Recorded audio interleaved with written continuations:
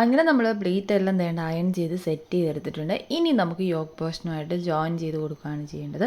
അപ്പോൾ യോക്ക് പോർഷൻ്റെ നല്ല വശം വേണ്ട ഇതേപോലെ ഒന്ന് വിരിച്ചിട്ടിട്ടുണ്ട്. അതിന് ശേഷം നമ്മുടെ പ്ലീറ്റ് ഇട്ടിരിക്കുന്ന ആ ഒരു ബോഡി പോർഷൻ ഉണ്ടല്ലോ, അതിൻ്റെ നല്ല വശം ഇതുപോലെ കമഴ്ത്തി, അതായത് നമ്മുടെ യോക്ക് പോർഷൻ്റെ മണ്ടയിലോട്ട് വരത്തക്ക രീതിയിൽ ഇതേപോലെ ഫേസ് ടു ഫേസ് ആയിട്ട് വെച്ചിട്ട് പിന്നൊക്കെ വെച്ചൊന്ന് സെക്യൂർ ചെയ്ത് കൊടുക്കുന്നുണ്ട്. അപ്പോൾ ആ വീനെക്കിൻ്റെ കറക്റ്റ് സെൻറ്ററിലായിട്ട് നമ്മുടെ ആ ഒരു യോക്ക് പോർഷൻ ഇതിൻ്റെ പ്ലീറ്റ് വരത്തക്ക രീതി വേണം നമ്മൾ പിന്നെ വെച്ച് സെക്യൂർ ചെയ്യാനായിട്ട്.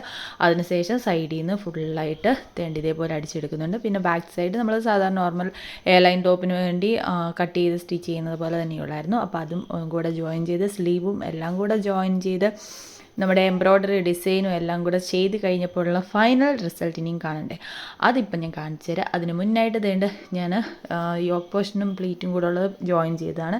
ഇതാണ് ഫൈനൽ റിസൾട്ട്.